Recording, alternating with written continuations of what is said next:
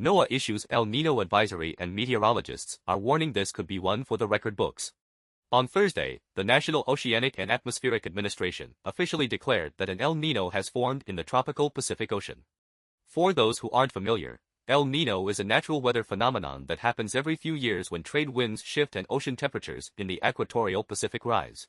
And when that happens, the effects ripple across the entire globe: more extreme floods, more intense droughts, higher temperatures almost everywhere. Now here's where it gets serious. NOAA says there's a 63% chance that sea surface temperatures could climb 2 degrees Celsius above normal, which would already qualify as a very strong event. But many forecasts are pointing even higher, beyond 3 degrees Celsius above the norm, which would be the largest El Nino ever recorded. Malte Stucker, director of the International Pacific Research Center at the University of Hawaii, put it bluntly: we don't really have an analog for that. In a warming world, that would be pretty catastrophic. And the timing matters. El Ninos typically peak during the northern hemisphere's winter and push global temperatures even higher into the following year. The last El Nino, in 2023 and 2024, coincided with the 2 hottest years ever recorded on Earth. Layer this new event on top of climate change that's already intensifying extreme weather, and you start to understand the alarm bells. Regionally, the effects are uneven. Parts of the Americas could see wetter conditions.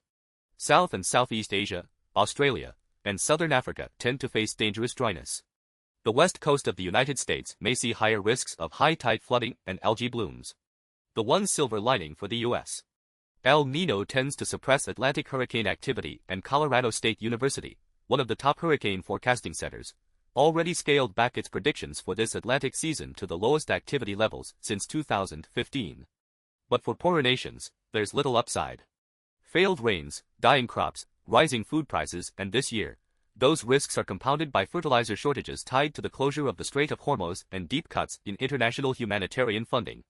Mohammed Adal of the Nairobi-based think tank PowerShift said it plainly: communities in East Africa, already battered by years of droughts and floods, will once again be pushed to the edge.